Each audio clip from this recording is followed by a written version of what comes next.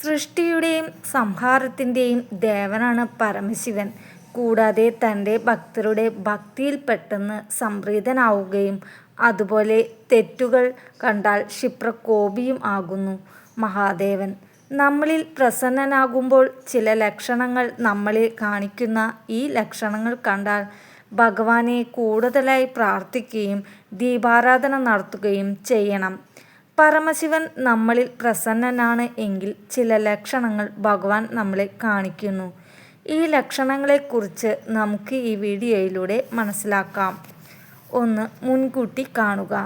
നമ്മളിൽ ചിലരെങ്കിലും ഈ സംഭവിക്കാൻ പോകുന്ന കാര്യങ്ങൾ മുൻകൂട്ടി കാണുന്നു.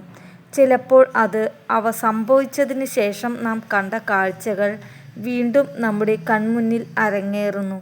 ഇത് ഭഗവാന്റെ കൃപ നമ്മളിൽ കൂടെയുണ്ട് എന്നതിൻ്റെ ലക്ഷണമാണ്. ഈ കാര്യങ്ങൾ മുൻകൂട്ടി സ്വപ്നങ്ങളിലോ അല്ലെങ്കിൽ പകൽ സമയത്തോ ആയാലും നമുക്ക് അറിയുവാൻ സാധിക്കുന്നു.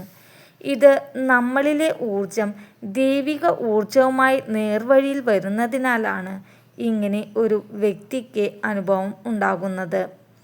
കൂടുതൽ നിത്യേന ധ്യാനം ചെയ്യുന്നവർക്കാണ് ഈ സ്ഥിതി കൈവരുന്നത്.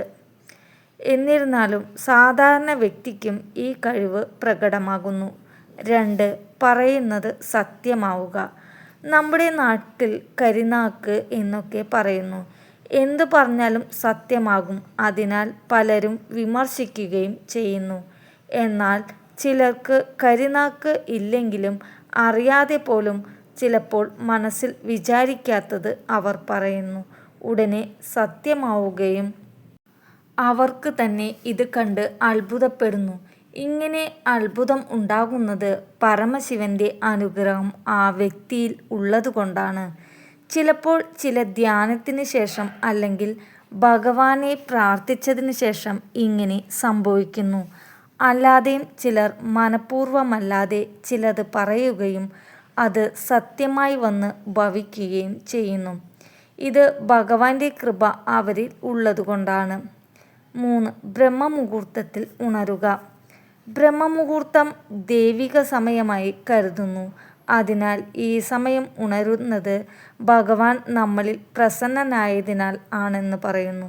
ഇങ്ങനെ ബ്രഹ്മമുഹൂർത്തത്തിൽ ഉണരുകയാണെങ്കിൽ തീർച്ചയായും ശിവക്ഷേത്ര ദർശനം നടത്തുകയും ഏതെങ്കിലും ഒരു വഴിപാട് സമർപ്പിക്കുകയും ചെയ്യുന്നത് ഉത്തമമാണ്.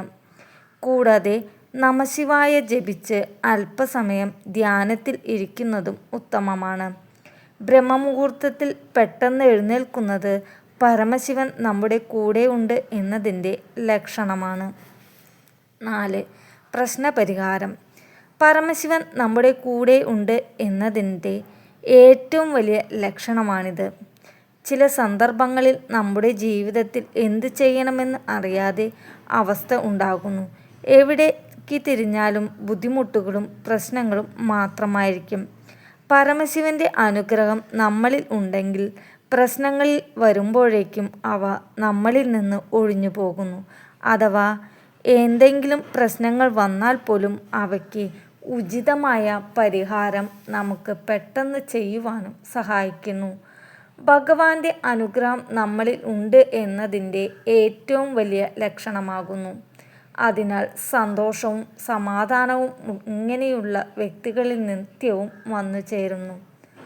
5. സ്വപ്നദർശനം. നമ്മളിൽ പലപ്പോഴും ദേവീദേവന്മാരെ സ്വപ്നം കാണാറുണ്ട്. ശിവലിംഗത്തിൽ ജലാഭിഷേകം ചെയ്യുന്നതായി സ്വപ്നം കാണുന്നത് അതീവ ശുഭലക്ഷണമാണ്. ഭഗവാൻ വളരെ കുറച്ച് മനുഷ്യർക്ക് മാത്രമേ ഇങ്ങനെ സ്വപ്നദർശനം നൽകാറുള്ളൂ. ഇങ്ങനെ കണ്ടാൽ ഭഗവാന്റെ കൃപ നമ്മളിൽ ധാരാളമായി ഉണ്ട് എന്ന് മനസ്സിലാക്കാം. കൂടാതെ പരമശിവന്റെ അടയാളങ്ങൾ എന്തെങ്കിലും സ്വപ്നം കാണുന്നത് ഇതിന് സമാനമായ കാര്യമായി കാണപ്പെടുന്നു.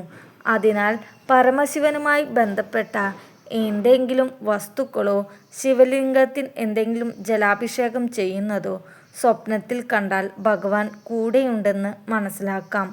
ഇങ്ങനെ ലക്ഷണങ്ങൾ ഉണ്ടെങ്കിൽ തീർച്ചയായും ശിവാരാധനയിൽ നാം മുഴുകേണ്ടതാണ്. തീർച്ചയായും ഭഗവാനിൽ നാം മോക്ഷപ്രാപ്തി ലഭിക്കുന്നു. പരമശിവന്റെ ചില ഭക്തർ ഈ ലക്ഷണങ്ങൾ കണ്ടില്ല എന്ന് വരാം. അതിനർത്ഥം ഭഗവാൻ നിങ്ങളുടെ പ്രാർത്ഥന കേൾക്കുന്നില്ല എന്നല്ല. തൻ്റെ എല്ലാ ഭക്തരും ഭഗവാന് പ്രിയപ്പെട്ടവരാണ്. പരീക്ഷണങ്ങൾ വ്യതിചലിക്കാതെ ഭഗവാന് അടിയുറച്ച് വിശ്വസിക്കുക.